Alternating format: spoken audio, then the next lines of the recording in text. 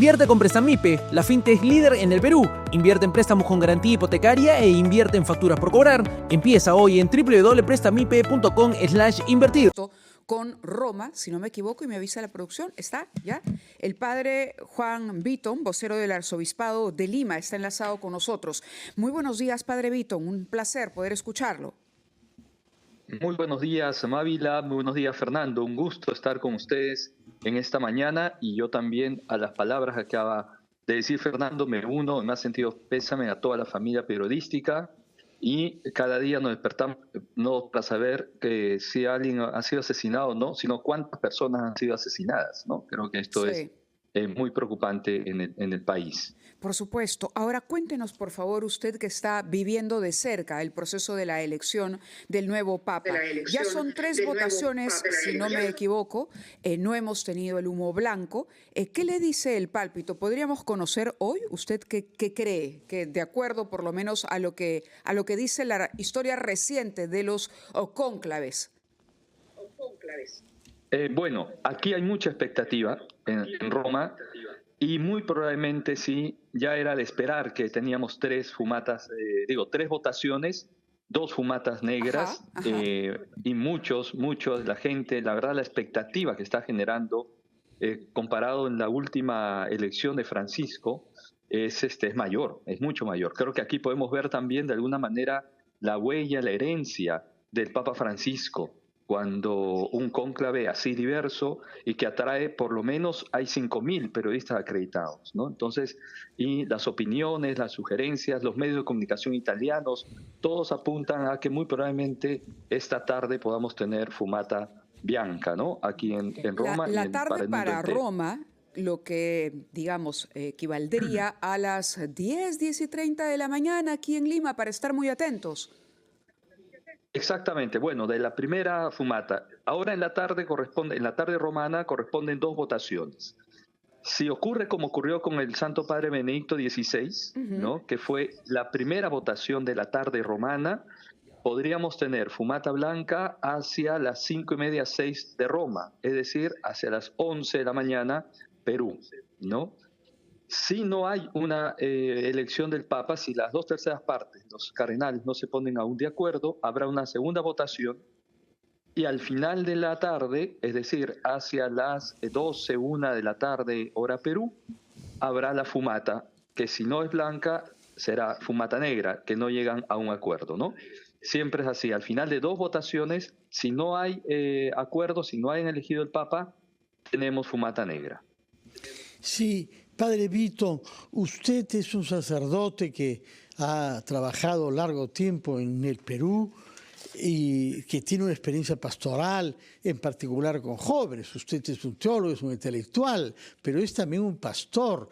¿Cómo conseguir un líder de la iglesia que se ocupe de la institucionalidad de la iglesia, inclusive de las finanzas, que tiene algunas dificultades, como sabemos, pero que al mismo tiempo sepa comunicarse con la gente y no solamente piense en las ideas abstractas, sino lo que las familias, y en particular los jóvenes, están viviendo cada día? ¿Cómo hacer esa síntesis de 2 virtudes diferentes? Una quizá encarnada por el señor Parolin, que es el secretario de Estado, que es un diplomático, un hombre muy hábil en esa función, y se dice que otras encarnada, por ejemplo, en el cardenal de Filipinas, que lo hemos visto celebrando misa con un vigor y con una festividad que por estas latitudes vemos poco, ¿no? Efectivamente, Fernando, yo creo que lo digo como opinión personal y también por reflexión, lecturas, experiencia, ¿no? Lo que demora es el perfil del pastor que necesita la iglesia, ¿no? Porque tenemos un buen diplomático, todos lo sabemos, ¿no? Tenemos un buen líder carismático y también hay líderes administrativos, ¿no? Entonces la pregunta es, el líder de la Iglesia Católica, ¿qué características debe prevalecer? Y esto hace que nos preguntemos en el mundo de hoy cuáles son los frentes que se abren y que necesitan urgente atención espiritual, material sin duda y también moral, ¿no? Entonces allí se juegan, digámoslo así, muchos factores. quizás dentro de la iglesia, decirlo yo como religioso, ¿no? Diría quizás un pastor, como bien dice usted, Fernando, alguien que esté cercano a la gente. A ver, una proyección de Francisco, ¿no? ¿Qué necesidad, cuánto echamos de falta el liderazgo de Francisco, Sí. de tener ese corazón, esa cercanía? Pero también tenemos frentes, por ejemplo, acaba de explotar la guerra entre Pakistán, Dios India. no quiera, India, Claro, ¿verdad? claro. Nuevamente el poder de Estados Unidos, ahora Rusia con China se dan la mano y hemos visto que la iglesia sigue teniendo una presencia muy fuerte para ver que más de 50 jefes de Estado hayan venido a despedir a Francisco y más de 100 delegaciones, Exacto. digamos, la voz de la iglesia es importante. Entonces, esos nos estamos jugando en el buen sentido, iluminados por el Espíritu en estos momentos. Es bien interesante lo que usted acaba de decir, porque ayer también durante el programa desarrollábamos esa línea de interpretación. Es decir, más allá del número de católicos en el mundo y de que para la comunidad católica sea importante conocer quién será su nuevo líder, estamos hablando de una persona que va a tener influencia cruzando incluso la frontera de la fe católica en sí misma. Va a ser una persona que va a tener una palabra y una opinión en muchos temas a nivel global. Es un líder global. Y lo otro es el reto que plantea Fernando, el reto de los nuevos tipos de comunicación, de las nuevas generaciones, de las nuevas comunidades que surgen. Entonces, hablamos de una persona que, como dice usted, más allá de las discrepancias habituales que puede haber dentro de las corrientes conservadoras, liberales o progresistas de la Iglesia, tiene que ser alguien que proyecte el mensaje finalmente de la Iglesia al mundo en toda su diversidad. Exactamente, y tú lo pones en buenos criterios, Mávila, porque quizás hay que ir pensando también en una reforma en el sentido más hondo de la palabra del papado mismo, ¿no? Del liderazgo que tiene una persona desde su carisma, pero también una persona que sepa trabajar en equipo, que tenga colaboradores cercanos. Esto que el Papa Francisco introdujo recogiendo el Vaticano II, que le llamamos la sinodalidad en la Iglesia, ¿no? Un Santo Padre que tenga, por ejemplo, un equipo de asesores cercanos, como lo tuvo Francisco, pero también gente de primer nivel que puedan hacer las veces de él, digamos así, en las negociaciones, en los diálogos, Claro. ¿no? En los diferentes frentes que se presentan. También importante, algo que Francisco deja la puerta abierta en una constitución apostólica, Predicate Evangelium, es la reforma del Vaticano, la reforma de la Curia Romana, ¿no? Que está en pleno proceso de elaboración. Digamos, un buen administrador también debe tener el nuevo Santo Padre y un equipo que pueda asesorarlo en ese sentido. Padre Bitton, quisiéramos que nos espere un instante el tiempo de dar la palabra a los anunciantes de RPP y retomamos nuestra conversación con usted, que nos ilustra a todos nosotros en el Perú los términos en que se está llevando a cabo estas votaciones para elegir al Papa número 267 desde San Pedro. Sin la amabilidad, nos espera un instante y retomamos nuestra conversación.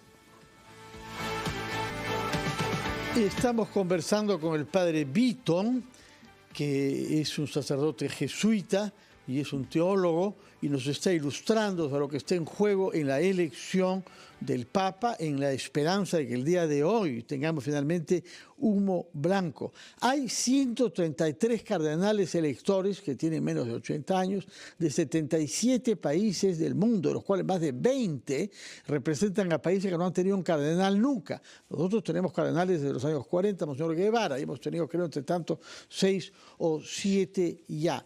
Pero hay algunos cardenales que han mostrado una movilidad a lo largo de su carrera.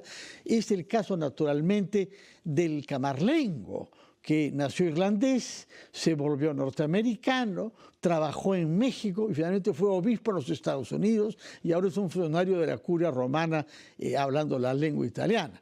Luego es el caso también del padre, el cardenal Prevost, un norteamericano que se volvió peruano y que se volvió obispo de Chiclayo y que tiene una función importante a la cabeza de un dicasterio de la Curia Romana. Y también pienso en el cardenal de Marsella, Monseñor Avelin, que nació en Argelia durante la guerra civil, con Francia, la guerra de independencia, y emigró y se ha establecido en la ciudad sureña de Francia por excelencia. Es algo nuevo esto de la movilidad nacional de algunos cardenales, Padre Bitton.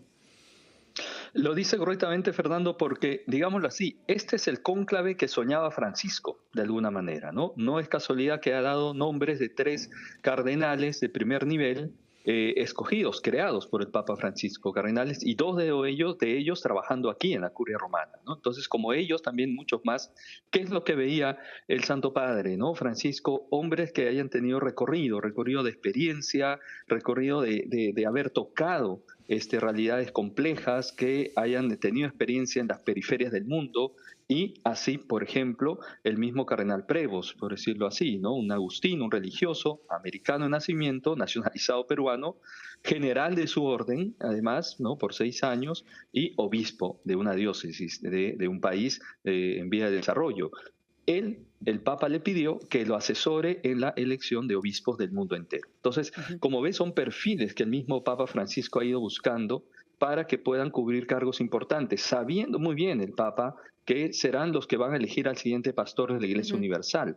Por tanto, que puedan tener no solo la diversidad de nacionalidades, la novedad del número de cardenales, 133, 12 cardenales de países que nunca han estado en un cónclave, sino también la experiencia personal de cada uno de ellos. Claro, interesante que haya estas representaciones por primera vez, como en el caso, por ejemplo, de Haití, ¿no es cierto? Es importante que el Papa haya hecho ese trabajo, digamos, a la hora de promover el nombramiento de cardenales de lugares que no estaban representados a pesar de la fe católica que se practica. ¿Cuál es el reto o cuál ha sido el reto de los cardenales ahora? Porque también tendrían que conocerse entre sí.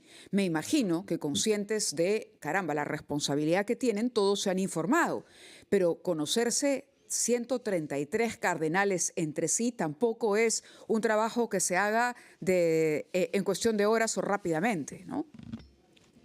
Exacto, ese ha sido sin duda, Mayla, el gran reto, ¿no? O sea, digamos, 3 características que juegan como, no digamos en contra, pero que ha sido difícil poder llevar adelante. Primero, el conocerse, ¿no? Al final, la Secretaría para las Comunicaciones del Vaticano repartió, no sé si vieron ustedes, un catálogo, ¿no? Con los 133, primero fotos, quién es, ¿no? Cómo se llama, y un pequeño CV. Segundo, el idioma. Hay muchos cardenales, acá lo estamos viendo, que no hablan italiano, que pasa a ser un poco la lengua franca de la Iglesia en este momento, ¿no? Y por tanto eso limita, sea la participación, sea los compartires gratuitos en la toma de café, donde son momentos muy particulares, ¿no? Donde más o menos se van perfilando los